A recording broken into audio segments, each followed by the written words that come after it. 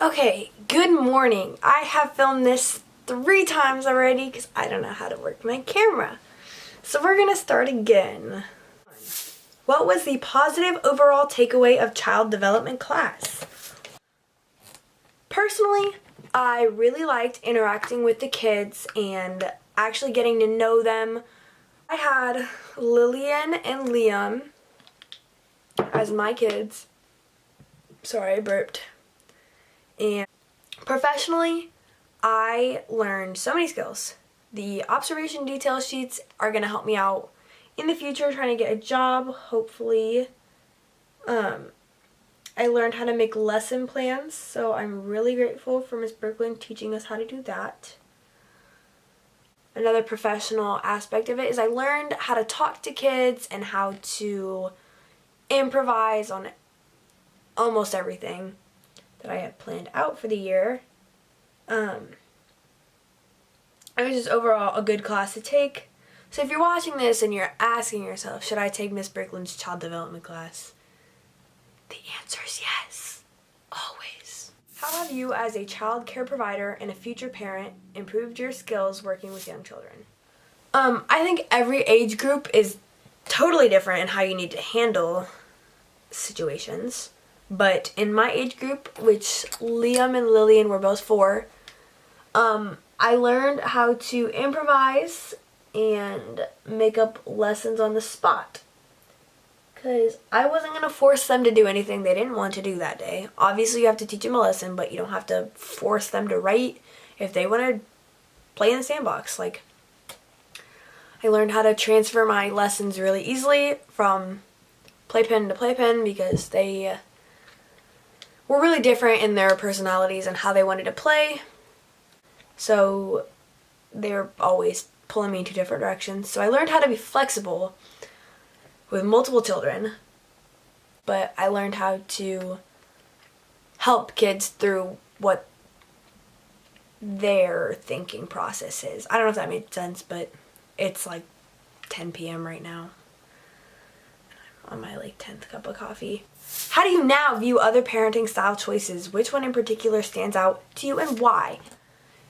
It's hard to label parenting style choices or parenting styles. Each parent has a separate style, but I've noticed some people, they get aggressive when they're stressed out or angry, which is completely understandable. Everyone, when you get angry or tired, everything makes you mad. Adding a kid does not help. I don't agree with all parenting style choices. I think if you aren't the type of person who deals with stress very well, maybe you should put off having kids until you're ready. I like the parents who offer choices to their kid. I like to give children choices. 4. If you could go back and change your buddy, would you? Why or why not? If not, what was the initial bonding between you and your bright future buddies? I had buddies. When I first saw Lillian is the child that I chose to do my paperwork on. When I first met Lillian, it was our first day, and she had just a massive bouquet of dandelion flowers. I don't even think they had gone outside yet. I think she just brought them with her to school. And I was like, this little girl is so cute. She was so adorable. I just felt like I connected to her instantly. I wouldn't change my buddy, but I would rather have done my paperwork on Liam. I love to work with Liam, but I felt like I couldn't work with him as much as Lily because I had to get my paperwork done. If you chose a career in childcare, what would it be and why? Speech and language pathology. Pathology is working with kids with speaking disabilities and swallowing. Well, not just kids, but everybody, but what I want to be. I just think it's a really cool career to get into. I really like starting something from start to finish. Starting a new patient would be amazing to finish with.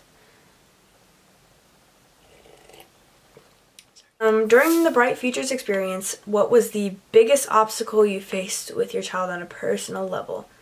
Lily did not like lesson plans. She didn't like doing anything I asked her to do. It got to a point where I finally told her why I was down there. Lesson plans for you guys, and this is my class stuff.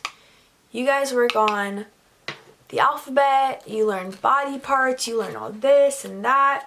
I was like, I learn. And then I kind of gave her a little summary of my class, and I said, to get a good grade, I have to take notes on you when you do my activities and take pictures and show my teacher and your teacher. What was your overall takeaway? That's the same thing I just read. Wow, love that. I wish I could work with them for the rest of the year. They made my year 10 times better.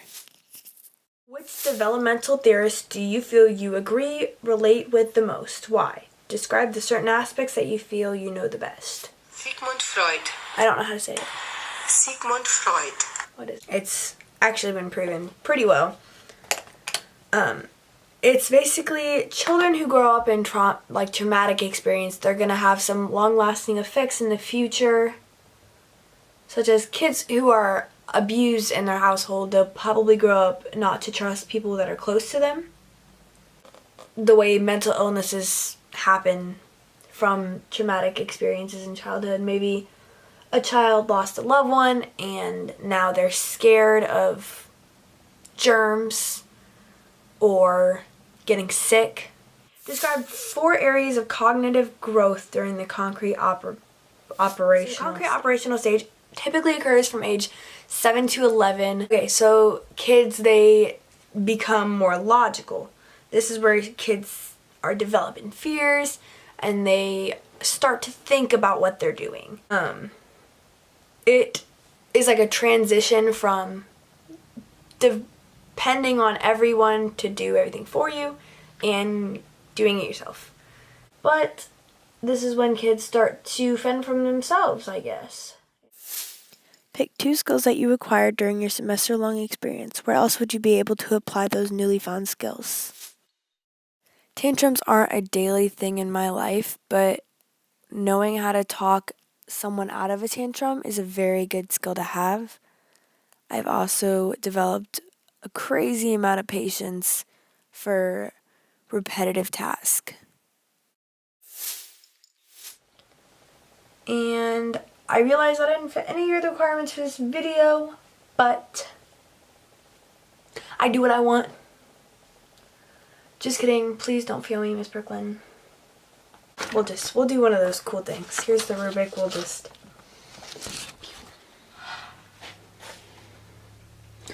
I'm ready.